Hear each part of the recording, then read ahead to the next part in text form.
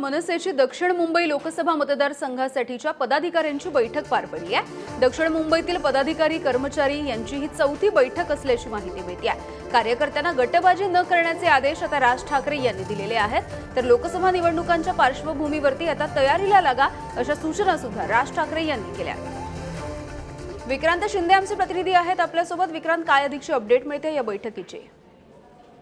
खरं तर साधारण मागचे 1.5 तास मनसेची बैठक सुरू होती। दक्षिण मुंबईचे जे पदाधिकारी आहेत, मनसेचे पदाधिकारी कार्यकर्ते, त्यांच्यासोबत राज ठाकरे यांची बैठक झाली। सोबत बाळा नांदगावकर सुद्धा उपस्थित होते, मनसे नेते। आणि या बैठकीमध्ये नेमकं काय ठरलं तर पदाधिकाऱ्यांना आता लोकसभा निवडणुकीच्या पार्श्वभूमीवर तयारीला लागण्याचे आदेश दिलेले आहेत। तसंच अंतर्गत गटबाजी जी आहे ती करू नका अशा प्रकारचे आदेश सुद्धा राज ठाकरेंनी दिलेले आहेत। आत्ताच्या घडीला पाहायचं झालं तर लोकसभा निवडणुका या काही महिन्यांवर येऊन ठेपलेल्या आहेत आणि सर्वच पक्ष लोकसभा निवडणुकांच्या तयारीला लागलेत। तसंच राज ठाकरेंची महाराष्ट्र नवनिर्माण सेना सुद्धा तयारीला लागलेली आपण पाहतोय।